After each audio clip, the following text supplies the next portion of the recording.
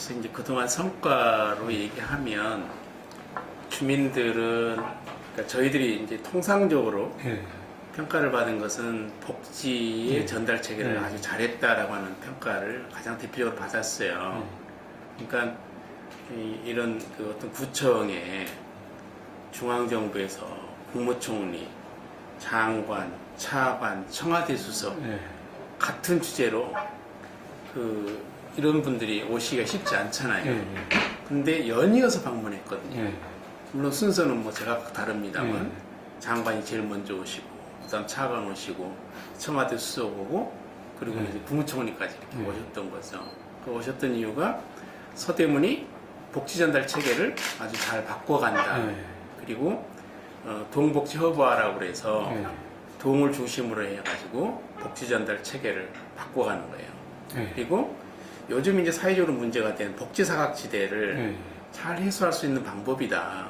그래서 동의 기능을 완전히 복지센터 기능으로 바꾼 거라는 거죠. 어떻게 보면 저희가 선도해 왔어요, 이런 일들을. 그래서 최근에 서울시가 동을 이제는 행정하는 동이 아니라 마을복지센터로 바꾸겠다는 거거든요. 근데 보건복지부는 우리 모델을 보고서 동을 동 단위의 복지센터 이렇게 바꾸겠다. 그래서 저희가 어떻게든 서울시든 아니면 보건복지부든 서대문의 동의 기능 변화 이것을 전국 모델로 삼겠다고 하는 이런 거니까 서울시도 서울의 모델로 하겠다고 이런 거니까요. 그래서 가장 대표적으로 제가 인정받은 게 복지 분야에 있어서 복지 전달 체계를 바꾸고 동복지허브화 사업을 만들고 또 복지 사각지대를 해소하는 이런 복지 분야를 제일 평가를 잘 받았어요. 근데 주민들이 그걸 체감할까? 저는 아니라고 생각합니다. 주민들은 눈에 보이는 걸로 체감하시거든요. 뭘로 체감했을까? 제가 생각해 보면 안산에 자락길이 놓여져 있어요. 안산 자락길은 이 안산이라는 산을 중심으로 해가지고 산자락, 그래서 산자락을 쭉 타고 도는 길인데 그래서 자락길이라고 만들었어요. 이름을 그 우리말로 이제 한 거죠. 자락길이고 그다음에 이게 길을 쭉 도는데 7km거든요, 한 바퀴. 그러니까 뭐 제주에도 올레길이 있고 뭐 여러 가지 둘레길도 있고 그러는데 어디나 다 가면 갔다가 다시 와야 돼요. 근데 저희는 산을 삥 둘러서 이렇게 순환하는 안전 순환형입니다. 그러니까 내가 출발해서 다시 한참 돌다 보면 2시간 이상을 돌다 보면 다시 원위치에 와요.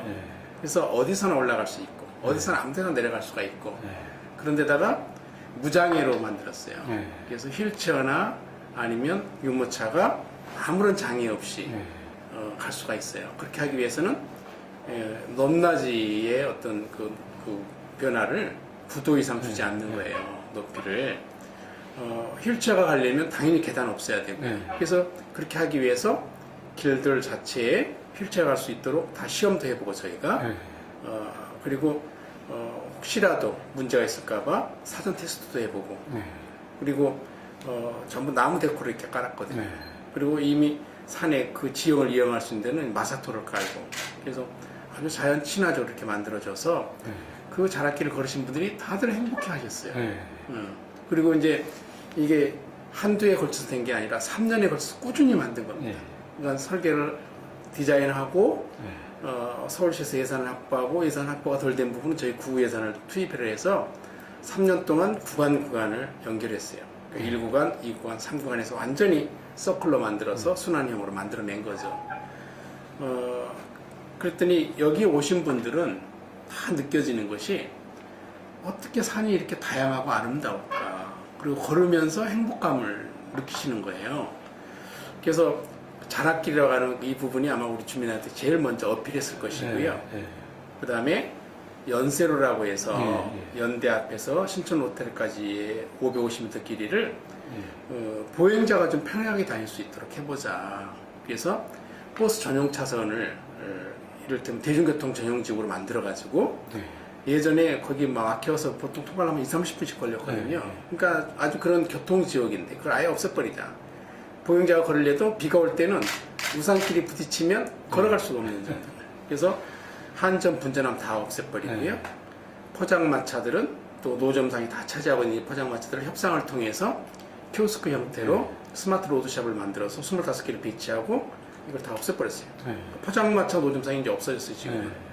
그리고 주말에는 차 없는 거리가 되어져 있고, 그래서 해방감을 갖고 있는 거죠. 그리고 이게 광장이에요. 그래서 아마 저희는 업적인 평가로 복지전달 체계를 잘 개편해서 중앙정부나 다른 지자체가 보면 그게 이제 모범 모델이긴 한데, 주민들은 그거보다는 그걸 체험할 수 있는 분들은 실제로 혜택을 받고 있는 사람들, 뭐 수급자라든지 사각지대에 있는 분들이 이런 분들은 느끼지만, 대체로 많은 주민들이 공감한 거는 안산 자락길과 연세로였을 것이다. 저는 그렇게 생각합니다. 이게 눈에 보이잖아요. 그 다음에 또 눈에 보이는 게 뭐가 있었냐면 홍제 고가도로 철거를 했어요. 고가도로 철거하는데 보통 선출직들이 수없이 공약을 했지만 한 번도 된 적이 없었거든요. 근데 홍제 고가도로를 제가 취임하자마자 그 철거가 됐고, 그 다음에 가장 긴 980m 정도 되는 아영 고가도로 철거했어요. 근데 고가도로 철거를 하면 그 앞에 세상이 확 바뀝니다. 이미 북안동 쪽 지역에 가면 옛날 생각이 잘 안 날 정도예요. 완전히 도심이 깨끗해졌거든요. 그래서 고가도로 2개를 철거를 했죠. 그리고 서대문 고가도로는 이제 다음 달에 또 철거합니다. 그러니까 이거는 뭐 예전에 이제 실적은 아니지만, 그래서 고가도로 2개 철거한 이런 것들은 또 눈에 보이는 현상이었죠. 그러니까 이런 걸 보면서 사람들이 아마 새롭게 혁신해가는 것에 대해서 지지를 또 한 번 해주시지 않았을까 생각합니다. 또 이제 중간중간에 어떤 변화를 뭐 말씀드릴 수 있겠습니다만, 안산 우리 벚꽃길 같은 것도 너무 예쁘고, 또 그 허브 동산 아주 잘 꾸며져 있거든요. 이 부분에 대해서도 주민들이 초기에는 굉장히 많은 점수를 주셨어요. 자락길은 그 다음에 만들어진 거고, 그리고 홍제천 길 따라서 가다 보면 거기 교각이 배기 싫고 이래서 제가 명화 그림을 걸었거든요. 근데 그림을 걸 때 여러 작가 걸 걸질 않고 우리 주민들이 이해하기 쉽도록 제 모네 그림을 20점 걸었어요.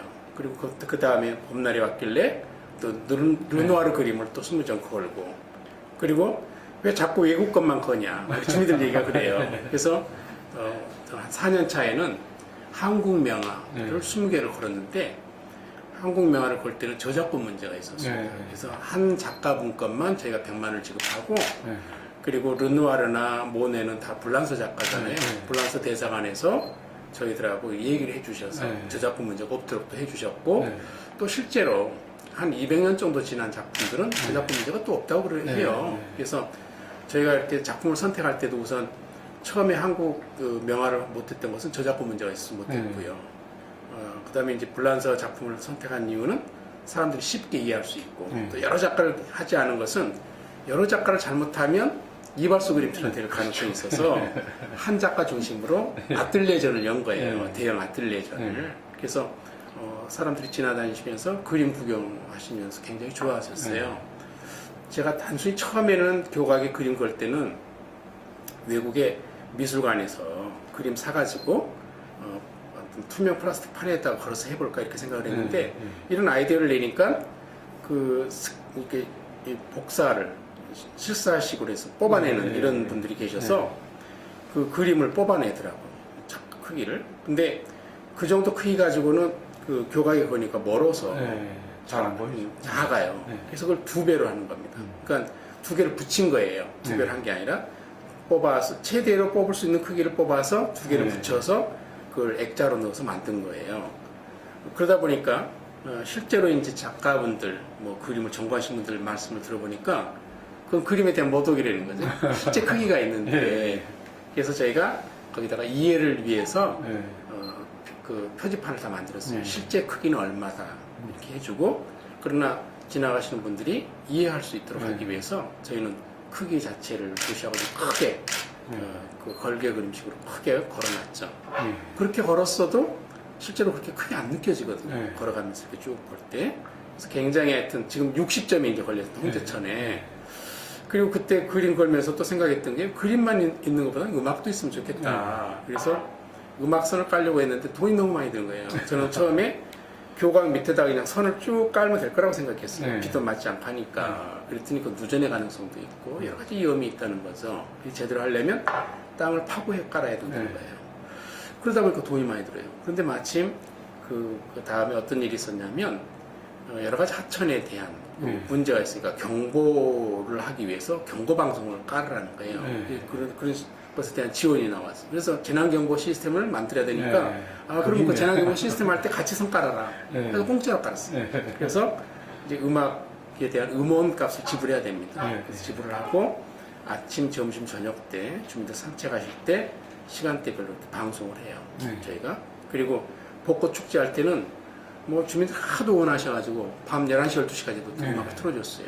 그 음악 들으시고 너무너무 좋아하시거든요. 그래서 홍제천에도 음악을 깔고 홍제천에서 벚꽃 동산으로 올라가는 그쪽 길도 음악을 깔고 그래서 산책하시면서 산까지 쭉 올라갈 때 중간까지 음악이 다 나오는 네. 거예요. 네. 그러니까 스피커를 이제 일정한 거리 간격으로 깔았던 거죠. 그리고 스피커도 자연 친화적으로 뭐 바위 모양, 나무 모양 이렇게 해서 지나가면 스피커라는 생각이 안 들어요. 우리 산에 있는 건 전부 다 이 바위돌로 이렇게 해놨습니다. 그래서 자연 친화적으로 해서 주민들이 아마 그 음악이 있고 그림이 있는 홍제천 그리고 안산숲길 이런 걸 굉장히 좋아하셨을 거고 그래서 저는 이제 그 제가 평가할 때는 중앙정부나 타 지자체에서는 우리가 복지 모델의 최고다 이렇게 평가하지만 또 뭐 생산성도 그건 이제 금년에 평가받은 거죠. 그러니까 작년 물론 대상이긴 하지만 생산성 대상을 이제 받았거든요. 그래서 그것도 이제 생산성은 전국 1위라고 이렇게 받았는데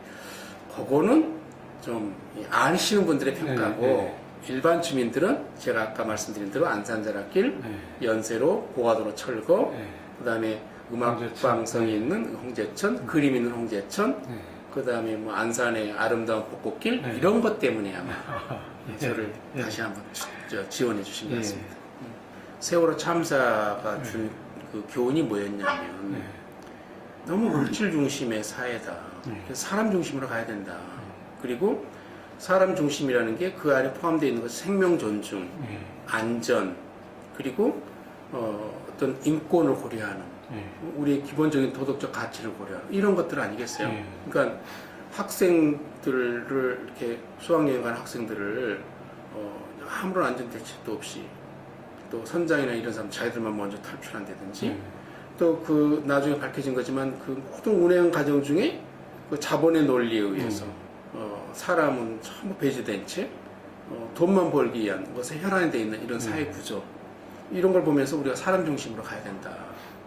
또 현장 중심으로 해야 된다고 하는 것은 모든 행정이 정말 현장에 가야 답이 있고 현장에서 또 새로운 그 문제점을 발견해낼 수 있거든요. 세월호라고 하는 이런 부분도 탁상 행정으로 해야지 더 문제였던 거죠. 그리고 그때 뭐 많은 그 얘기들이 있었습니다만 뭐 이를테면 뭐 청와대에서 제대로 현장을 파악을 못하고 이거 말이 아니거든요. 그렇게 위급한 상황이고 사람의 생명이 문제되는 상황인데 그 오랜 시간 동안 상황 파악도 못하고 무왕장하고 무능하고 이랬잖아요. 그래서 현장이 굉장히 중요하다는 건 우리 다시 한번 깨달은 거죠. 그리고 실천 중심이라고 하는 것은 말로 해봐야 소용이 없다. 철저하게 실천해 가야 된다. 그래서 어떤 일이든지 목표를 두면 끝까지 실천해내는 게 굉장히 중요하거든요. 그래서 저는 그 이번 선거전을 하면서 표 자체를 그러니까 사람 중심, 현장 중심, 실천 중심으로 모든 일을 하겠다. 그러니까 그 사람 중심이라고 하는 건 이거 민선 5기 때 선거 때도 마찬가지로 썼던 얘기입니다만 여전히 더 부각됐던 것이라고 볼 수 있어요. 그래서 그 사람 중심 때문에 우리가 생각하는 것은 뭐냐면 우리 지역사회 안에 있는 그 사람 중심의 생명으로 생각할 때 가장 고려해야 될 게 뭘까? 그게 결국 복지 문제였거든요. 어떻게 하면 어려운 사람들이 이렇게 사회적으로 계속 차별화돼 있고 또 이중구조화돼 있고 물질화되어 있는 이런 데서 어떻게 하면 사람 중심으로 이분들을 도울 수 있을까? 그래서 그렇게 하다 보니까 이제 복지 중심으로 생각하게 되고 사람 중심의 어떤 행정을 생각하면서 동복처벌하는 사업이 만들어진 것이고요. 또 백화점 보듬기 사업이라고 하는 것도 그런 데서 나온 거죠. 백화점 보듬기는 1년에 100가정씩 안아보자 이런 겁니다. 보듬어 보자. 그래서 어떻게 보듬냐? 법만 따지지 말고 실천을 해보자. 실제로 어려운 사람이 있으면 실천해 줘야 되는데 그 실천하는 것은 이 사람이 기초생활 수급자가 아니라고 법적 제한 조건 때문에 아니라고 그냥 끝내는 것이 아니라 그 사람이 정말 어렵다면 우리가 도와줄 사람을 찾자. 예산으로 못 도와준다. 법 때문에. 그러면 법을 넘어서 교회나 사찰이나 성당이나 아니면 어떤 사람들에게 얘기를 해서 이런 어려운 과정이 있다는 것을 얘기해주고 이 과정을 이런 자립할 때까지 좀 이 생명을 지켜달라. 그래서 결연하게 하는 거예요. 그 대신 한 번 이례적으로 하는 것이 아니라 꾸준히 이 겨울철 같은 때 정말 불우이웃돕기 한 번 딱 하고 말고 막 이런 식이거든요. 근데 그래서는 의미가 없다. 그래서 교회가 이를테면 어떤 가정을 살리기 위해서는 꾸준히 매월 지원하듯이 이것도 시스템으로 좀 그렇게 가져가 보자. 그래서 그런 지원하는 시스템을 하기 위해서 처음에는 제가 매월 한 50만 원 정도로 책정을 했어요. 근데 그게 좀 부담이 돼서 30만 원 낮췄습니다. 평균적으로. 그럼 매월 예를 들면 30만 원을 그 어려운 가정에 지원을 해주는 거예요. 그런데 직접 주는 게 아니라 사회복지 공동모금회로 보내고 공동모금에서 지정 후원 결연 계좌로 보내서 자동이체를 이루어지게 합니다. 처음 결혼식 때만 부친이 가서 결혼을 하고, 그러니까 어떤 가정을 도와주는지 얼굴을 한번 봐야 될 거 아니에요. 그리고 나면 그 다음부터는 자동이체로 모든 게 다 도움이 되어지도록 돼 있고, 돈의 흐름에 있어서 저희 구청은 개입하지 않습니다. 돈 일은 한 번도 저희 구청은 개입하지 않고 단지 중개만 하는 거죠. 그러면 그리고 그것도 자동이체를 하는 이유는 주는 사람도 잊어먹지 않아야 되고요. 받는 사람도 그거를 어떤 동정하는 것처럼 돼서는 안 된다. 그래서 시스템적으로 도움을 받을 수 있어야 되겠다. 또 자존심도 고려하고 그렇게 해서 지금 자동이체 시스템을 한 거죠. 그렇게 해서 1년에 100가정을 하려니까 한 달에 한 10가정씩 하려면 뭐 쉽게 얘기하면 앵벌이처럼 제가 교회 가면 광고 시간을 통해서 얘기를 하거든요. 이런 어려운 가정이 있다는 얘기를 하면 감동받으신 분들이 교회를 통해서 이렇게 해주시거든요. 근데 굉장히 힘들어요. 한 달에 10가정씩 그 후원자를 만들어 가려면. 그래서 그 다음 목표를 이것만 하면 뭐 이거 하다가 세월 다 보내니까 1년에 50가정으로 줄이자. 그래서 2011년도 1월달에 시작했는데 2011년도에 100가정을 했고요. 정무식 때 제가 100호 가정을 했습니다. 그리고 2012년도에 50가정을 하고 2013년도 50가정을 하고 2014년도 작년에 또 50가정을 했습니다. 그래서 250가정을 했고요. 현재는 253가정을 하고 있습니다. 그리고 이 253가정 중에 가장 최근에 한 사람 중에 어떤 사람이 있냐면 우리 신촌 연세로 쪽에서 노점상 하시는 분이서 풀빵장사 같은 노점상인데 매월 30만 원을 약정에 사겠다는 거예요. 그래서 저는 이게 부자만이 하는 게 아니다. 그러니까 이 백화점 보드기 사업에 도움받는 사람들 구구절절한 사연들 많습니다. 한 가정 한 가정이 다 안타까운 사연들이 있어요. 그런데 요즘 제가 느껴지는 것은 우리 서대문 지역사회 안에 이런 가정들을 도와주려고 하는 마음을 예비하고 있는 준비된 손길이 많아요. 믿어지세요? 253가정이 평균적으로 매월 30만 원씩을 지원을 받고 있어요. 매월 1회씩이 아니라 작년 연말까지 도와준 돈의 금액의 합계액이요 13억 원이 넘었습니다. 현금으로. 이건 거의 기적 같은 일이더라고요. 저희가 시작할 때 물론 하나였습니다. 그리고 저희가 그 결연서를 드릴 때 마더 테레사 수녀님 글을 써 드리거든요. 마더 테레사 수녀님이 뭐라고 그랬냐면 나는 대중을 한꺼번에 구원하려 하지 않습니다. 단지 한 번에 한 사람씩 깨어날 수 있을 뿐입니다. 그러니까 마더 테레사 수녀님이 캘커타에서 어려운 빈자들을 보듬을 때 대중으로 보듬는 게 아니라 그냥 어려운 한 사람 보면 그냥 그 사람을 깨어나주고 챙겨주고 그렇게 해서 어떤 캘커타의 모든 사람 다 구원한 것도 아니죠. 그러나 우리 가슴속에 다 오잖아요. 그래서 저희가 생각한 게 그거였거든요. 파워 오브 원, 하나의 힘으로 하자. 우리가 전체 사회를 구원할 수도 없고 전체 어려운 사람을 다 도와줄 수도 없다. 단지 우리 지역 안에서 이 사람이 우리 서점에서 제일 힘들다. 정말 도움받아야 된다. 이 사람을 먼저 찾자. 그 사람 먼저 하자. 그래서 그 한 사람씩 보듬어 가자. 그렇게 한 것이 지금 250가정이 넘은 거죠. 그리고 지금도 제가 이제 처음엔 제가 주로 중심에서 뛰었어요. 처음 한 10호 가정 할 때까지는 제가 가정도 방문하고 후원자들 발굴하는 것도 제가 다니고 뭐 이렇게 많이 했어요. 그런데 이게 이제 우리 직원들이 이게 이제 자꾸 몸에 체득화되면서 직원들이 이제 자꾸 후원자들 도와줄 사람들을 찾아오시는 거예요. 근데 하는 얘기 거짓말처럼 들리실 텐데 어려운 가정을 찾는 것 보다 후원자가 더 쉽대요. 후원자 손길에 예비된 사람이 더 많대요. 저희는 왜 그러냐면 어려운 과정은 우리가 어떤 판단을 하냐면 이 사람이 서대문 지역사회에서 가장 어려운 사람이다. 도와줘야 된다. 이 사람들을 찾거든요. 그래서 그렇게 찾기 위해서는 어떻게 해야 되냐면 동의 기능이 바뀌어야 되거든요. 동의 기능을 행정으로 하는 게 아니라 복지로 바꾸는 거예요. 근데 복지 직원이 한두 사람밖에 없어요. 그러면 복지 직원이 모든 걸 다 처리하려면 자기가 사무보다 말아요. 컴퓨터 놓고서 계속 조회만 하는 겁니다. 이 사람 기초수급자를 범위를 벗어나는지 아닌지, 뭐 다른 데 소득이 발생된 게 있는지 이런 것만 따지다 보면 아무 일도 못 해내요. 그래서 저희가 바꾼 것은 동장은 복지동장, 그리고 직원들은 우리 복지를 15명 중에서 예를 들면 10명은 복지하고 5명 미만이 행정을 해라. 동에 사는 행정은 구로 다 옮겨라. 구에서 다 처리해 주겠다. 그래서 민방위 업무, 주정차 업무, 뭐 청소 업무를 다 구로 이관시켰어요. 그리고 긴급 재난만 남겨놓고, 그리고 나서 동에는 또 민원 발급기를, 무인 자동 민원 발급기를 또 강화시켜 주는 거예요. 근데 이것도 예를 들어 주민등록번호를 뽑으려면 뭐 240원인가를 내야 되거든요. 그런데 사람한테 가면 그 돈을 내야 돼. 기계한테 가면 공짜예요. 그러면 우리 사람들 심리가 몇백 원이라도 공짜로 뽑는 데 갑니다. 그럼 거기서는 안 내준 사람이 있어요. 지문 인식하고 다 주민등록번호 입력해서 딱 뽑으면 주민등록번호 뭐 다 뽑아낼 수 있거든요. 그리고 안 내주는 사람도 있고. 그러니까 사람들이 다 골러가는 거예요. 처음에 3% 정도밖에 이용이 안 되던 무인등록 발급기가 어떤 곳은 50%도 넘어갔고요. 평균적으로 한 35% 이상 사용합니다. 인력이 그만큼 아껴지는 거고요. 또 행정했던 직원들이 복지 업무를 하도록 이렇게 했거든요.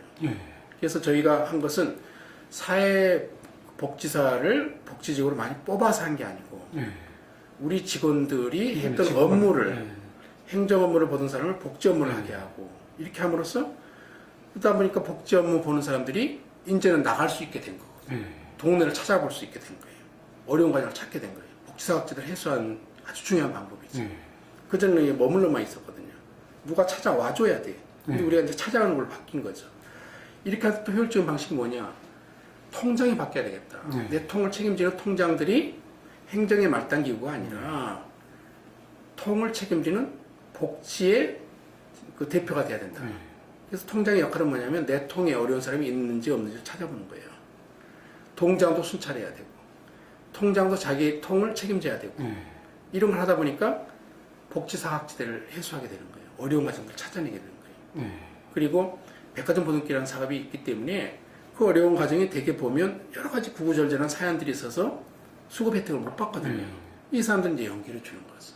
이 연결해 줄 때 이제 보람들을 느끼는 거죠. 그리고 또 많은 사람들은 복지 혜택이 뭔지도 모르는 사람도 있어요. 이 사람들은 기초수급자가 되는 사람 기초수급자 등록을 해서 또 모임을 바꾸게 해주고. 그랬더니 우리 사회복지 직원이 하는 얘기가 자기가 공무원 된 거 처음 보람을 느낀대요. 근데 그럴 수밖에 없을 거예요.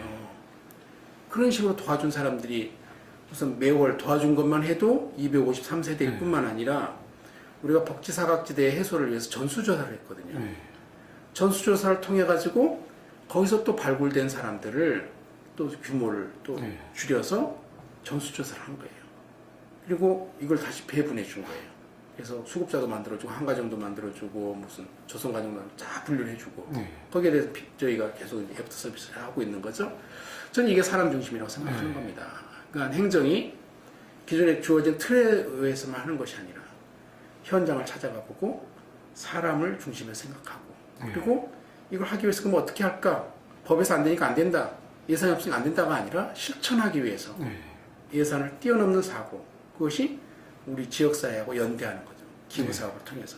그래서 저는 아마 230개 시군구, 저희가 227개인가 그럴 텐데 이렇게 기부를 많이 하는 구는 저희밖에 없을 겁니다.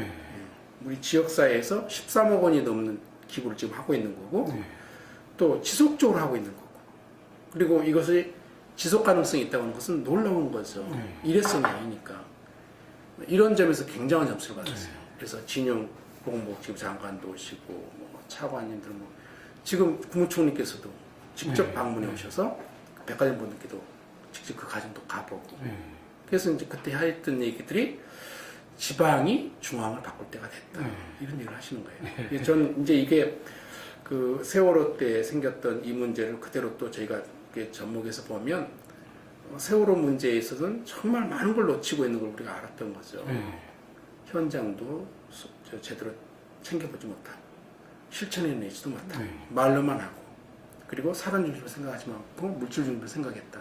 그러니까 거기에 대한 교훈으로 저희는 이런 걸 해왔는데 저는 이제 이런 비전이 그 부정 6기에 다 적용된다고 생각하는 겁니다. 그래서 앞으로도 사람 중심의 어떤 복지라든지 이런 거 할 텐데 여기에 이제 저희가 추가로 할 수 있는 기능들을 계속 하려고 합니다. 예를 들면 예전엔 도움 그러면 행정이었잖아요. 근데 행정에다가 제가 복지 중심으로 이제 만들었죠.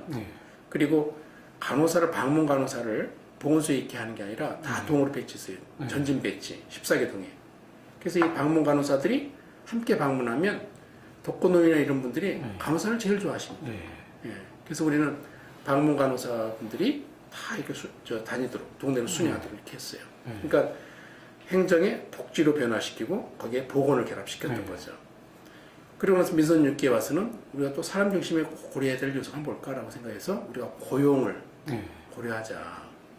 복지의 기본은 일자리다. 그러니까 일자리가 있으면 복지 문제가 해결되는 거 아니냐. 적극적인 복지라고 하는 것은 결국 일자리이기 때문에 그래서 일자리 창출을 위해서 우리가 고용을 도움주민센터에 결합시켜보자. 그래서 제가 북가자 일동을 대표동으로 해요. 시범동으로 해서 거기 한 층을 고용센터를 이제 할 거거든요.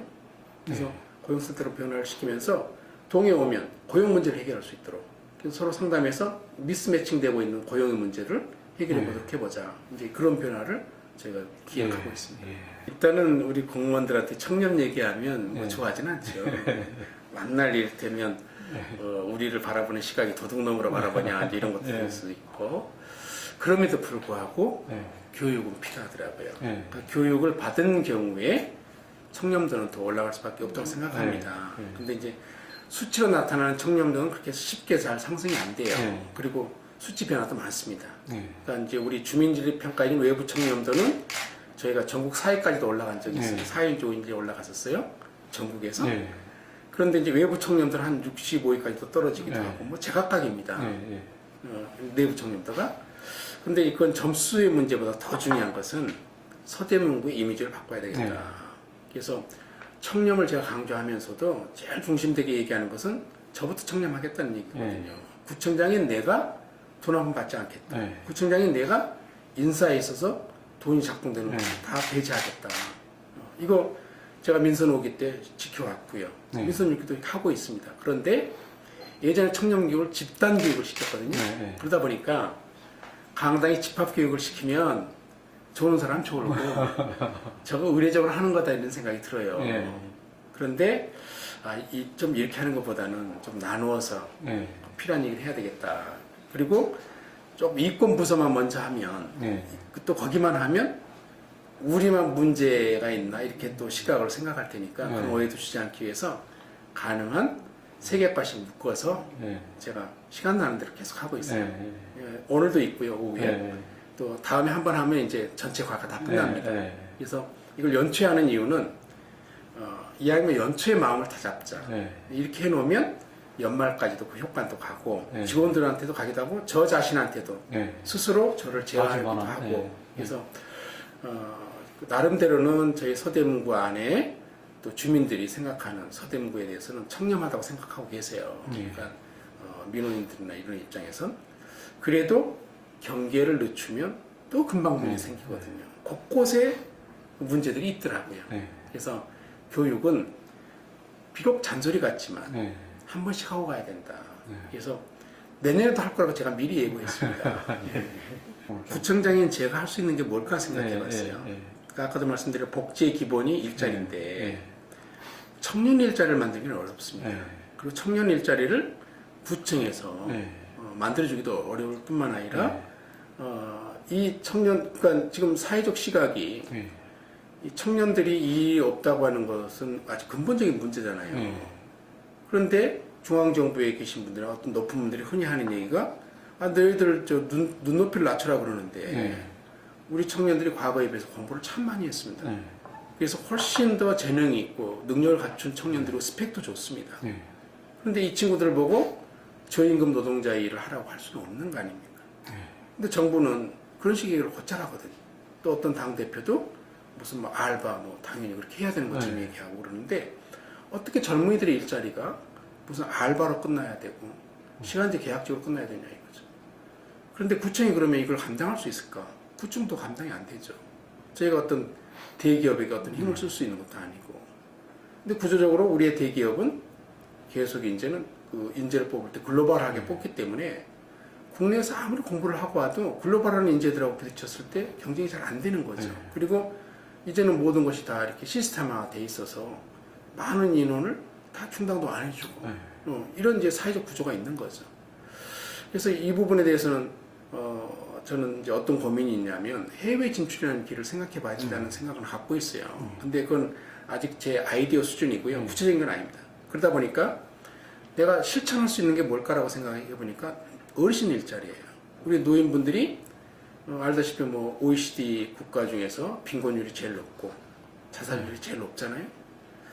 그러면 저희가 이제 공공 일자리라고 그래가지고 한 달에 20만 원 드는 일자리가 있어요. 근데 처음 운영할 때 보니까 그냥 길거리 다니면서 해당되시는 분들만 쓰레기 있으면 좀 줍기도 하고 뭐 그러다 시간 낭비하고 그냥 들어가시는 거예요.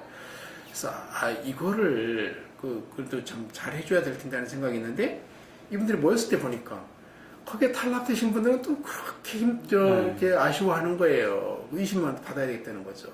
또 되신 분들 너무너무 좋아하고.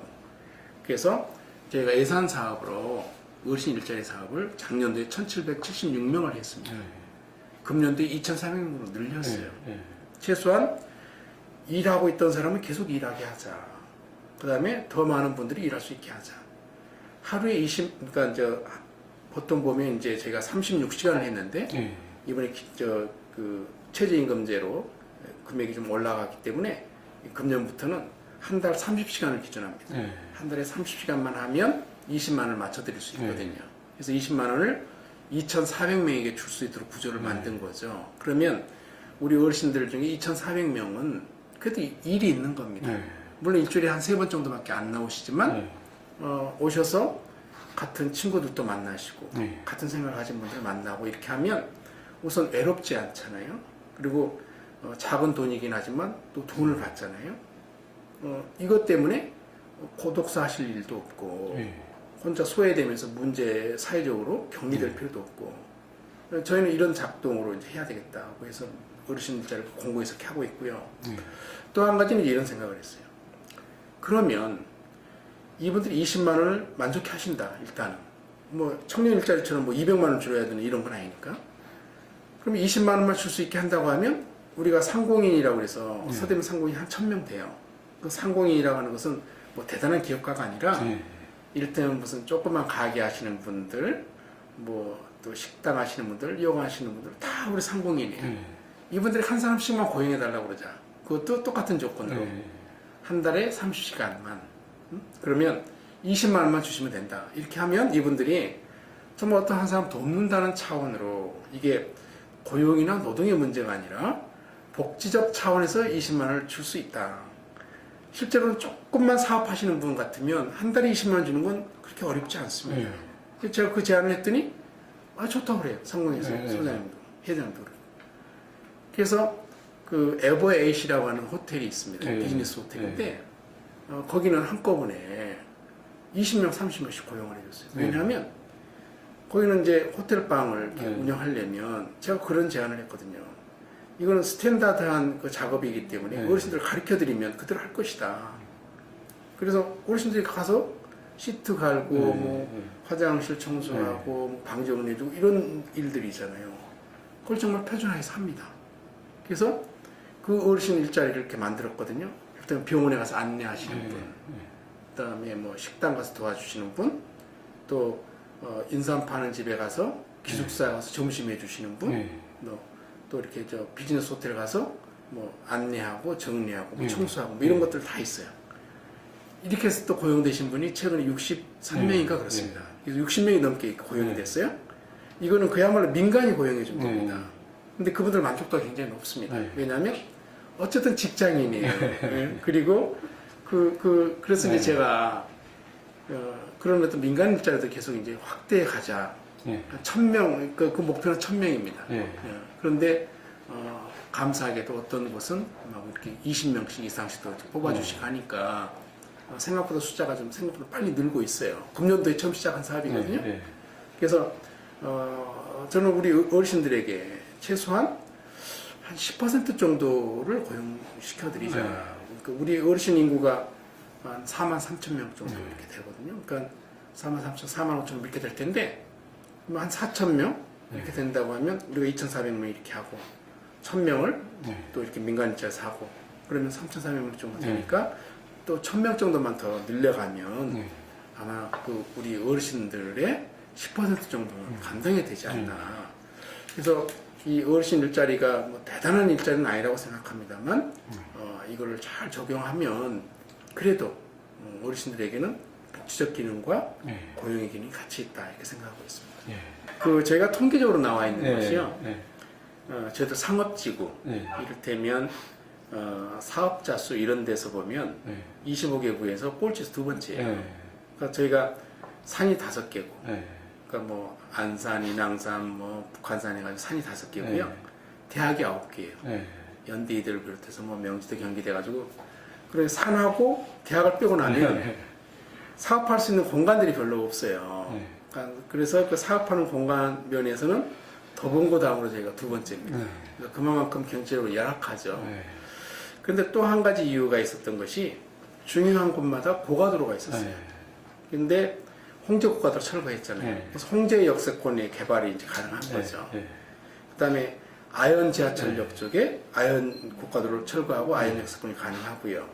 그다음 서대문역 쪽에는 이제 서대문 고가가 이제 곧 철거될 거거든요. 이러면 우리 경제의 어떤 그 방해물이었던 고가도로가 철거가 되면서 그 동네가 이제 바뀌기 시작하는 시작이잖아요. 상권이 형성되고. 그래서 이 상권을 역세권으로 해서 발전시키자. 그래서 이번 경제의 가장 중심을 두고 있는 것은 역세권 개발입니다. 제가 무슨 성장주의자는 아니지만 그래도 도시의 기본적인 기능은 갖춰가야 되겠다. 그래서 홍제역을 중심으로 해서 최근에 거기 병원들이 많이 생겼어요. 그래서 이쪽은 우리가 그 헬스 케어 센터로 해가지고 특히 이제 어르신들이 홍제역이 제일 유동 인구가 많거든요. 서대문구 안에서 이곳에 그 일정한 공간을 개발을 합니다. 이미 그 홍제 3 그 도시정비 구역인데 이쪽에는 거의 75% 이상을 획득을 했어요. 그래서 충분히 사업이 가능하도록 되어 있거든요. 거기에 이제 30층 빌딩 2개를 올리고 하나 오피스텔을 올리고 이렇게 해서 한 층은 저희 서대문구의 기부 체납이 될 겁니다. 저희는 거기 평생학습관이나 도서관 같은 걸 할 거고요. 그리고 이제 올라가는 빌딩들, 그 아파트는 그 이를테면 실버 센터와 같은 이런 개념으로 실버타운 같은 개념을 하되 헬스를 중심으로 의료단지화 하자. 거기가 병원들이 많으니까. 그리고 저희는 거기서 바로 그 급하게 딱 돌아가면 세브란스 병원이 있죠.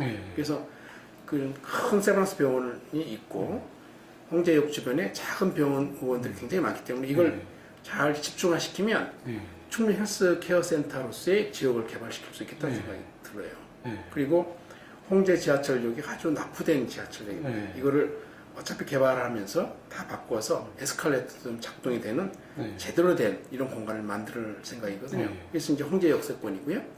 그다음에 아현 지하철역 쪽에 아현 고가도로 옆쪽 거기 아현 역세권도 저희가 새롭게 이제 지구 단위 계획이든지 도시인지 계획을 지금 편성하고 있거든요. 그리고 서대문 사거리도 마찬가지죠. 서대문 사거리는 바로 그쪽에 그 서대문 경찰서 옆에 하양극장에 있던 자리가 지금 아파트 아니 저 호텔로 들어쓰고 있어요. 비즈니스 호텔로. 그리고 이제 이 경찰서도 이전할 계획을 갖고 있어요. 그러면 경찰서 자리까지도 이제 상업화 시킬 수가 있는 거죠. 그리고 건너편 쪽에 고가도로가 헐어지면 거기에 우체국 있는 자리가 굉장히 좋은 영역이 될 거거든요. 그 영역도 여러 가지 묶어가지고 이쪽을 어떤 도심지 개발로 이렇게 하려고 생각하고 있죠. 그래서 이렇게 하면 그 4대 역세권이 아주 중점적으로 잘 될 거고 특히 신촌은 차 없는 거리가 되면서 거기를 이제 비즈니스 호텔군으로 이렇게 끌어올리면 머무는 관광을 할 수 있는 이런 지역이 될 것이라고 판단하고 있습니다. 이제 이거 자체가 우리 지역 사람들을 다 고용하는 건 아니겠지만 어쨌든 일자리 창출도 같이 되어지면서 경제에 유발되는 효과가 있을 거라고 판단하고 있어요. 좀 계기해서 좀 말씀. 저희가 한 2년 정도 예. 서울시로부터 하여튼 문화 분야에서 최우수 예. 인센티브를 사업에서 2번이나 최우수를 예. 인정을 받았는데 저희 문화 사업이 이제 곳곳에서 참 많이 있습니다. 예. 이를테면 아까도 말씀드렸지만 홍제천을 중심으로 해서 예. 음악도 그리고 그림이 있는 이런 홍제천이기도 하고 또 안산에 올라오면 예. 그 안산에서 봄철에는 벚꽃이 굉장히 여기가 좋거든요. 예. 여의도의 그 벚꽃 축제하는 데보다 훨씬 더 좋습니다. 예. 우리는 산이라고 해봐야 여기서 5분이면 걸어 올라오잖아요. 예. 굉장히 좋은 공간이고요. 많은 분들이 찾아오시죠. 거기에서 벚꽃 음악 축제 항상 열리고 있습니다. 저희가 한 2주일 정도 그걸 하거든요. 네. 주민과 함께 참여하는 축제이고 저희는 동원이라는 개념이 없습니다. 모든 축제에 있어서. 그다음에 신촌에서는 대학연합축제가 봄에 있고 여름에는 물총축제라고 그래서 이틀 동안 뭐 젊은이들 와가지고 뭐 물총 어마어마하게 쏴대는데 3만 명이 옵니다. 네. 그 연세로에 차 없는 거리니까. 그리고 이제 8월 15일 날은 독립민주축제 해가지고 우리 서대문 형무소 역사관에서 독립인사, 민주인사들을 초대해서 그분들의 발자국을 남기는 족적 프린팅하는 행사를 하고요. 또 거기에 걸맞게 여러 가지 축제 행사들을 합니다. 그리고 가을 되면 북페스티벌이라고 해서 우리 이진아 도서관을 중심으로 해가지고 책에 대한 여러 가지 이제 축제들이 있고 이제 한 겨울철이 되면 크리스마스 때 다른 동네는 아무도 시도하지 않지만 우리 연세로에서는 크리스마스 거리 축제가 한 열흘간 열립니다. 네, 차 못 다니게 하고 그래서 그 크리스마스 가게 부스가 쭉 있고요. 또 밤마다 공연을 해요. 저희들 정말 문학과에서는 죽을 맛이죠. 거의 뭐 밤 10시까지 공연하니까 저도 거의 매일 나갔는데 정말 그 추위에 저희가 했는데 정말 많이 들어오세요. 그러니까 겨울 축제를 나름대로 도심의 겨울 축제를 저희가 완성해 가고 있는 거죠. 저희는 무슨 음식이나 무슨 새롭게 무슨 그 고장이 뭐 특산물이거나 뭐 이런 축제가 아니라 의미 있게 독립민주라고 하는 이런 그 역사적 가치, 그 다음에 우리 대학 문화라고 하는 이런 관점에서 축제를 만들어가고 있는데 이제 이런 문화적인 측면들을 도시가 계속적으로 이렇게 갖고 가고 있는 거죠. 이것 말고도 이제 동네 곳곳에서 작은 음악회 같은 것도 수시로 많이 해요. 근데 이런 거 할 때 예전에는 무슨 기획사를 통하고 이런 거죠. 저희 기획사를 쓰는 게 없습니다. 우리 문학가가 스스로 다 합니다. 그리고 청중 동원하지 않습니다. 그리고 신촌 지역을 중심으로 해서 이제 플레이버스라는 것도 생겨가지고 거기서 70년대 풍의 음악도 좀 틀어주고 디스크 자키 노릇도 이렇게 해주시고 이래서 그런 어떤 문화에 대한 거리를 이제 만들어가고 있거든요. 앞으로 이제 연세로가 차 없는 거리가 되면 저희는 거기 문화광장으로 만들 겁니다. 그래서 그 연세로에서의 음악제도 열어보고 또 실제로 거기서 캐스팅도 될 수 있도록 해볼 생각이고 그런 예술인들이 함께 이런 일에 같이 조인이 되어 있습니다. 그리고 곳곳에서 어떤 여러 가지 퍼포먼스가 있도록 저희가 기획을 하고 있거든요. 아직은 이제 평일은 대중교통 정형지구고 주말에 차 없는 거리지만 5월달이 되면 대중교통 정형지구도 없애고 완전 차 없는 거리를 할 겁니다. 5월에. 5월부터요? 예. 그러면 그 550m 공간이 문화광장이 되는 거죠. 차가 없게 되면 그리고 거기만큼 안전한 문화광장이 없잖아요. 서울광장은요 교통섬이에요. 그 안에는 광장이긴 하지만 다 주위로 차가 다니잖아요. 이 불안감이 있는 거죠. 광화문광장도 폐쇄하고 만든다 하더라도 한쪽 계속 차가 다니는 거죠. 그런데 연세로는 완전히 건물로 딱 둘러싸인 완벽한 문화광장입니다. 만약 차를 안 다니게 하면 저는 올해 그렇게 할 거거든요. 그래서 그런 어떤 문화의 그 거리가 이제 완성이 될 거라고 기대하고 있고요. 특히 이제 교육은 사실 주민들의 만족도가 교육에 좌우되는 경우가 참 많습니다. 그러니까 저희 교육은 이제 보편적 교육과 수월성 교육을 같이 강조하는데 대학 입시도 좀 무시할 수 없다고 생각합니다. 그래서 저희가 좋은 특장점이 뭐냐면 대학이 9개 있으니까 특히 연세대학이 있어서 멘토링 사업을 벌이고 있습니다. 그 멘토링 사업은 어떤 거냐면 연세대학에서 매년 100명을 연세대학 학생들한테 대학교가 한 학생당 500만 원씩 장학금을 줍니다. 100명이면 그게 5억입니다. 그리고 이 100명을 감독하는 대학원생 20명에게 슈퍼바이저를 시켜요. 이 사람들한테 500만 원씩 줍니다. 이게 1억입니다. 운영비 5천에서 6억 5천을 써요. 우리 서대문 관내에 있는 중고등학생들을 100명을 뽑아서 1대1 매칭을 합니다. 그럼 일주일에 2번씩 공부를 가르치는 거죠. 근데 거기에는 공부만 가르치는 게 아니라 인생 상담도 같이 네. 하고 또 저희가 문화비를 지원합니다. 구청에서는. 그러면 이 아이와 함께 영화를 보러 갈 수 네. 있고 연극을 봐도 되고 그러면서 꼭 그 문화 활동을 하게 합니다. 네. 공부만 하는 게 아니라. 그러면 우리 아이들에게 대해서는 어떤 게 있냐면 나도 이 연대 언니나 연대 형처럼 되고 싶다는 그런 동기부여가 네. 되고요. 자기주도 학습이 가능해지는 거죠. 공부를 잘 가르친다는 게 아니라 자기가 공부할 수 있는 동기부여를 하고 또 그만큼 인생의 멘토를 만들어주는 거거든요. 요즘 다 아이들이 멘토가 별로 없잖아요. 자기 혼자 자라거나 되게 이런 식이니까. 그래서 이 연세 멘토링을 아주 강화를 하고 있는데 저희는 이제 그것뿐만 아니라 고촌재단 멘토링이 있어요. 네. 정군당 빌딩에 네. 고촌이 이종근 씨의 그 호거든요. 네. 그래서 그 정군당에서 지원해주는 고촌재단에서 그 매년 20명의 그 대학 학생들이, 네. 장학생들이 우리 학생들 한 3, 40명을 가르쳐요. 그래서 그 멘토링이 있고요. 티치포 코리아라고 그래서 대한민국을 위한 그 가르침을 하는 아이들이 있습니다. 대학생들 무료로 가르칩니다. 매일 오후 6시부터 밤 10시 반까지. 이 고등학생만 대상으로 해요. 대학 입시 교육입니다. 대학 입시 무상 학원식 교육을 시켜요. 그래서 우리 구청에도 4층에 강의실을 만들어줬어요. 그래서 거기 와서 우리는 공간 개방을 하고 대학생들은 얘들을 가르치는 거예요. 근데 그 강의에 일정에 빠지면 다 잘려버려요. 처음에 제가 한 학년에 50명씩 뽑고 그랬는데 남는 학생들 숫자가 한 30명 정도밖에 안 돼요. 그래도 얘네들은 적응을 해요. 매일 공부합니다. 월화수목금 공부하고 또 토요일, 일요일 날은 와서 자습하고 쉬는 날이 없어요. 언제 쉬냐?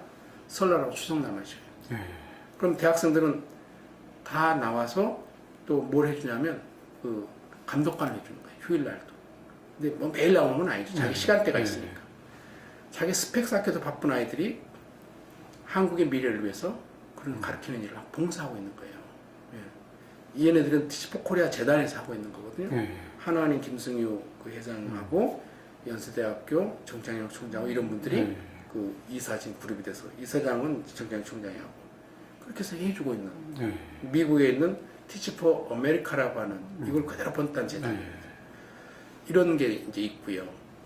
그래서 이런 그 멘토링 사업이 그러니까 연세 멘토링, 고층재단 멘토링 그리고 우리가 또 뭘 했냐면 우리가 그 꿈꾸는 다락방이라고 해가지고 저희가 대학생들이 많으니까 1호 사업으로 대학생 임대주택 사업을 벌렸어요.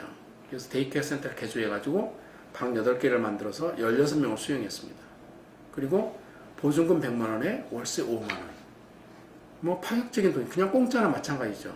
그리고 거기에 냉장고, 뭐 책상, 침대, 뭐 세탁기 다 넣어주고 그렇게 해서 이제 했는데 그것이 최초의 1호의 대학생 임대주택 사업입니다.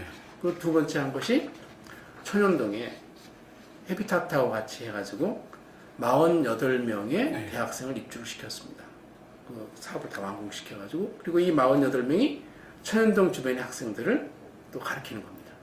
조건은 그 입주하는 조건이 뭐냐면 월세가 5만 원, 혼자 독방 쓰면 10만 원입니다. 둘이 쓰면 5만 원인데 보증금은 100만 원입니다. 그리고 입주하는 조건은 무조건 멘토링을 해야 됩니다. 그래서 천연동 아이들을 가르쳐요. 그래서 48명 거기서 가르치고 있어요. 이런 식으로 숫자를 합치니까 저희가 멘토링을 해주는 학생들이 400명이 넘습니다. 우리 지역 아이들이 그만큼 교육을 받고 있는 거죠. 또 한중인 프로젝트라고 해서 한성, 중앙, 인창 세 학교가 성적을 이렇게 구분해가지고 자기들끼리 분반을 해서 세 학교 선생님들이 국영수를 잘하는 선생님들이 별도로 가르치는 통합교육을 합니다. 그러니까 세 학교를 같이 연합해서 가르치는 거예요. 그래서 그 한중인 프로젝트 때문에 처음에 2011년도인가 그때 처음으로 저희가 전국 30위권 안에 들었어요. 수능 성적.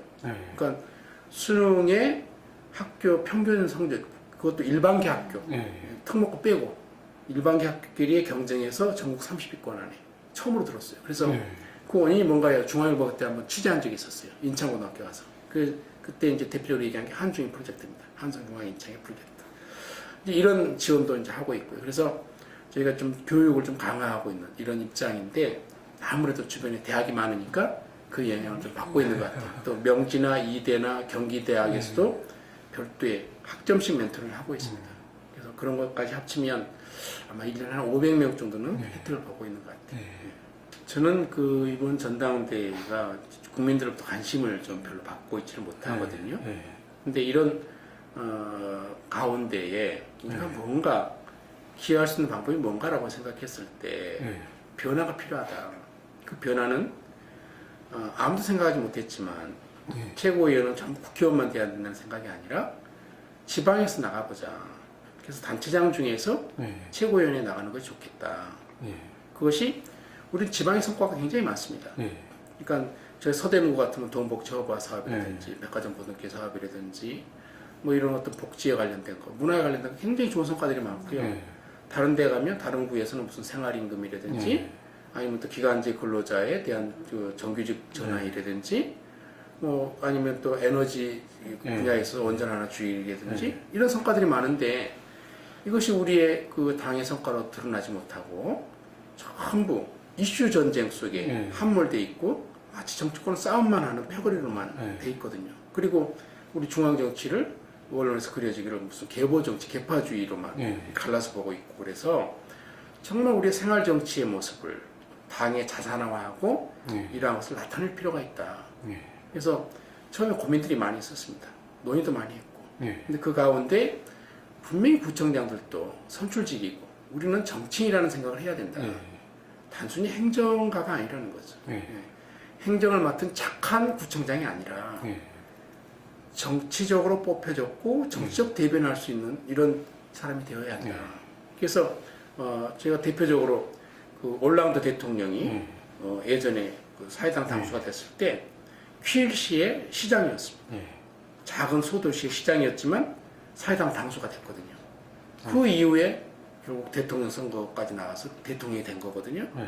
이것은 물론 나라마다 제도는 다르지만 단체장이 그 단체에 머물러 있는 행정의 어떤 업무에만 매몰된 사람이 아니라 정치적으로도 뜻을 펼칠 수 있어야 되고 지방의 성과들을 중앙으로 표출해낼 수도 있고 지방이 중앙을 바꿀 수도 있어야 되는 겁니다. 역사는 변방에서부터 시작되는 거거든요. 그래서 변방에서부터 시작하는 역사를 보여줘야 된다. 그리고 우리 그 당에 대해서 모든 국민들이 생각할 때도 우리 서울시장이나 충남지사나 그러니까 뭐 강원시장, 안희정지사 뭐 이렇게 좋은 자원들이 많이 있잖아요. 그런 것에 대한 기대감들도 있고 그래서 이러한 것들이 뭐 광역뿐만 아니라 기초에 수많은 자원들이 있고 이 사람들이 해온 성과들이 당의 성과로 이렇게 아우러지면서 좀 더 긍정적인 게 표출돼야 된다. 그러니까 생활정치의 이 좋은 모습들이 함께 나와져야 된다. 그래서 저도 적절히 이 부분에 대해서 함께 했고요. 또 지금도 하고 있습니다. 흔히들 얘기할 때 TF 그러면 타스크포스 그러면 어떤 과제 중심의 일을 처리하는 것 같은데 제가 이렇게 민선 5기를 해보고 6기를 하면서 한 과가 문제 해결을 하지 못합니다. 여러 개 과를 합쳐서 과제를 해결해 가야 해낼 수가 있어요. 신촌에 대한 TF 그러면 신촌 연세로가 단순히 문화의 광장인가 아니면 일자리와 관련된 건가 아니면 지역에 대한 문제인가 이렇게 했을 때 하나로만 보면 안 된다는 거죠. 그래서 문화체육과가 함께 해줘야 되고요. 문화적인 측면은 그 다음에 일자리와 관련돼서는 또 지역과 관련돼서 일자리 경제과가 해줘야 되고 그 지역에 활성화과가 있습니다. 그리고 그 동이 있기 때문에 또 신촌동이 함께 해줘야 되고 그래서 이게 한 4개 과가 정도가 모여서 타스크포스 일을 풀어줘야 연세로에 지니는 우리의 목적한 바를 달성할 수가 있거든요. 그래서 융합행정이라고 하는 것은 과별 칸막이 행정이 아니라 함께 모여서 문제를 풀어가야 되는 겁니다. 그래서 제가 매트릭스 과제를 준다고 얘기를 하고 있거든요. 그러니까 각 과별이 있고 또 주요 과제별로 타임 스케줄이 있고 그래서 매트릭스 과제로 풀어서 해 나가야 일정한 성과를 가질 수 있는 거죠. 그러니까 이게 이제 하나의 예인 거죠. 마을복지센터 이제 서울시에서 하라고 그러는데 이미 우리는 복지적인 측면에서 해왔거든요. 근데 복지 문제를 풀어갈 때 복지정책과의 일만이냐 그건 아니거든요. 어르신 문제가 있을 때는 어르신과 일이기도 하고 또 청소년 문제가 있으니까 또 청소년과 관련된 가족과 같이 이제 얘기해야 되고, 여성이면 여성 가족과 함께 해야 되고, 예. 그러면서 어떤 그 청소 문제를 같이 해결한다. 예를 들면 어르신 일자리 아까 말씀드렸습니다. 2,400명이 30시간씩 일하는데 뭐 어떤 일을 할 거예요. 그래서 제가 이런 과제를 줬거든요. 서대문을 한번 깨끗하게 만들어보자. 응? 쓰레기 없는 서대문 만들어보자. 그럼 어떻게 하냐? 2,400명 중에 일정하게 과제들이 있는 팀들이 있습니다. 예를 들면 학교 가서 급식을 도와주는 그런 역할, 아니면 교통을 도와주는 역할, 뭐 이런 거 다 있는데, 그런 거 빼고 난 숫자들이 그대로 많이 남아 있으니까 지역별로 지역의 지도를 다 만들라고 했어요. 그래서 복지지도도 만들고 교통지도도 만들어가지고, 그러니까 청소지도입니다. 어느 지역에 제일 쓰레기가 많은 거 골목별로 표시를 해서 시간대별로 다 만들어 놓는 거예요. 그리고 시간대별로 어르신들 다 배치해요.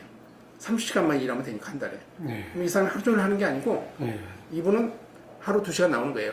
그 다음날 이분이 2시간 나오고.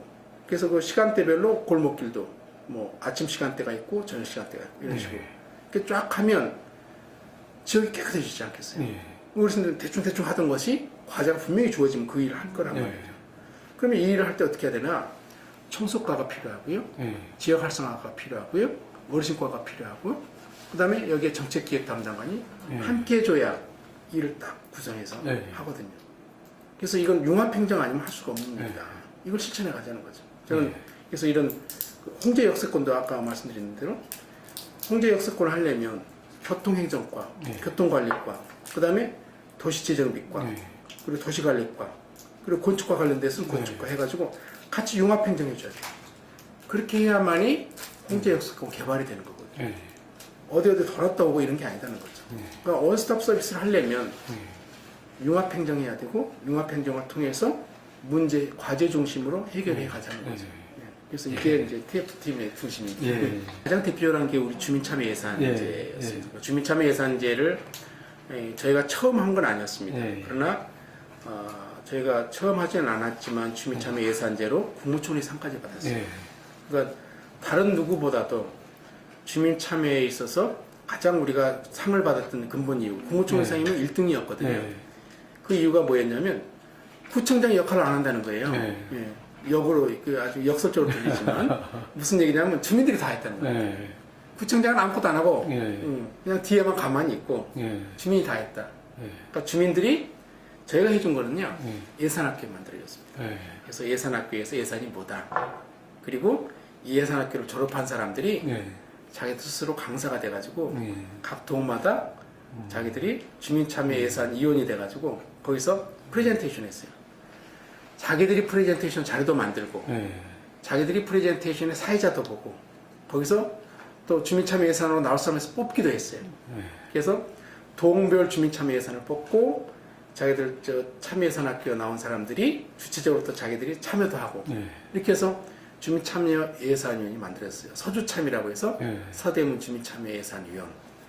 이분들이 얼마나 열정적으로 일했냐면 월급 받는 사람들도 아닌데 토론한다고 모여가지고 여름날에는 여기서 한 10시까지 토론하다가 뭐 자기들끼리 뭐 그냥 난리가 났어. 그냥 막 언쟁도 붙고 뭐 이러다가 밖에 나가시고 생명주식 갔다가 밤 12시 넘도록 토론을 놀랬어요 정말로. 이런 열정이 어디서 나올까. 이거는 충분히 주민이 스스로 하면 이런 열정과 참여가 가능한데 이걸 만들어주지 못한 거예요 사회가. 우리 구청이 환경을 만들어주니까 얼마나 신나게 일을 하시는지. 그래서 구청장이 저는 그냥 구경만 했다는 거예요 평가가. 그래서 중앙정부에서 아닌 것을 평가가 그때 대전하고 붙었거든요. 마지막 경쟁이 부문총선을 할 때 대전은 대전광역시였어요. 서대문 구였고. 근데 주민참여 예산제로 여기 그때 그 광고비나 뭐 기타 활동비로 뭐 사무인가 뭐 이런 걸 좀 썼대요. 근데 우리 한 푼도 못 썼어요. 돈이 없으니까. 근데도 우리를 뽑아준 이유가 주민들이 다 했다. 이거. 주민들이 다니면서 자기들이 다 동마다 다니고 설명해야 하고 동 스스로 뽑고 나중에 예산도요. 저는 그래서 결과물 나온 걸 보니까 여러 가지 사업이 나오잖아요. 한 40몇 개 사업이 왔는데 그걸 또 자기들끼리 순위를 뽑아요. 순위를 자기들 위원들이 전체가 다 현장 방문을 다 했어요. 지역마다. 근데 어떤 동은 500만 원짜리도 있고요. 어떤 거는 뭐 몇 억짜리가 있어요. 아니 이러면 어떡합니까? 14개 동을 형평성 있게 해줘야지. 안 그러면 이거 큰일 나겠는데요? 그랬더니 괜찮대. 자기들이 다 정했대. 동의했대. 그러니까 그 동에 있는 사람도 양보를 한 거예요. 이게 더 중요하다 이렇게 해가지고. 제가 정말 탐복했어요. 이기주의가 아니잖아요. 그 다음에 또 뭐가 생겼냐면 장애인 파트, 교육 청소년 파트 이런 게 생겼어요. 분야별 주민참여예산이 생겼어요. 왜 그랬냐 했더니 처음 1차년도 할 때는 보니까 다 자기 동 중심의 지역 개발 중심이 들어가는 거예요. 예산이. 그래서 1년 뒤에 토론하면서 이러다 보니까 참여하지 못한 사람은 완전 소외된다. 장애인들이 여기 참여하냐? 못한다. 청소년들이 참여하냐? 못한다. 그래가지고 따로 분야를 만들어줬어요. 그분들이. 그래서 청소년 분야 대표 따로 뽑고 장애인 분야 따로 뽑아서 거기서 또 사업을 만들어낸 거예요. 저는 그래서 그것도 이분들이 스스로 자발성이 생기면 자기들 내부에서 문제점도 평가하고 새로운 아이디어를 내고 새롭게 또 발전해 가는구나 믿어야 된다는 걸 배웠어요. 그래서 저는 주민참여예산제 저는 진짜 개입하지 않습니다. 국무총리 상 받을 때도 그 말 들으면서 저도 웃었지만 방법은 내가 참여하지 않는 거다. 그리고 최근에 저희가 신촌 재생 프로젝트로 저희가 100억을 따냈습니다. 그거 할 때도 물론 거기는 저희들이 많은 기획을 했지만 신촌 주민들이 곳곳에서 현장에서 설명회를 했어요. 자기들이. 그리고 이를테면 우리 지역은 원룸 하숙방을 했는데 사회 환경이 바뀌어서 이거 바뀌어야 됩니다. 그래서 이걸 어떻게 하냐면 게스트하우스로 바꿔가겠다. 이런 사업을 자기들 막 설명하는 거예요. 그다음에 문화창력소를 하겠다. 또 뭐 저 이대 뒤쪽에서는 이거 골목이 다 죽어가니 이걸 살릴 수 있는 방법을 여기에 어떤 형태로든 뭐 개방되는 열린 카페를 만들고 해서 사람들이 오게 하자. 이런 걸 자기들이 다 설명하는 거예요. 이게 주민 참여잖아요. 그런 프레젠테이션을 그 위원들한테 했어요. 저희가 역전해가지고 저희가 100억짜리를 땄거든요. 권역별로 주는 거였는데 4개 권역만 주는 거거든요. 그냥 그런 일들. 그 다음에 이번에 이제 교육혁신 지구, 혁신교육지구에 대한 또 선정을 해요. 그건 20억 프로젝트입니다. 거기에 들어가기 위해서 또 참여하신 분들이 많이 있거든요. 그리고 이제 그 발표 내린 거 뭐를 할 텐데 그것도 주민이 합니다. 그러니까 이걸 이제 점점 사고가 역전돼 가고 있는 거죠. 우리 공무원이 하는 역할은 이제 행정 지원이고 주인공 역할을 주민이 하는 거예요. 그래서 이제 주민 거버넌스가 주민에게서도 정착이 되고 우리 공무원 사회에서도 거버넌스가 어떻게 만들어지는가에 대해서 자기들이 이제 보고 있는 거예요. 그래서 우리가 해야 될 역할은 우리가 나서는 게 아니라 저분들이 나서도록 하고 분위기를 만들어주고 행정자를 만들어주고 이런 것만 하는 거예요. 또 너무 많이 나가면 법규상 이런 문제가 있습니다. 얘기도 해주고. 그래서 저는 이런 걸 하면서 이제 중요한 참여의 툴이라는 것을 만들어가는 실험들을 했고 이제는 그 진행 과정이 어느 정도 익숙해졌다. 저는 앞으로 거버넌스를 주민 거버넌스를 정착해야 될다라고 이제 생각하고요. 지속적으로 해나갈 생각입니다. 아유 시간 네. 하신데 이렇게 열정적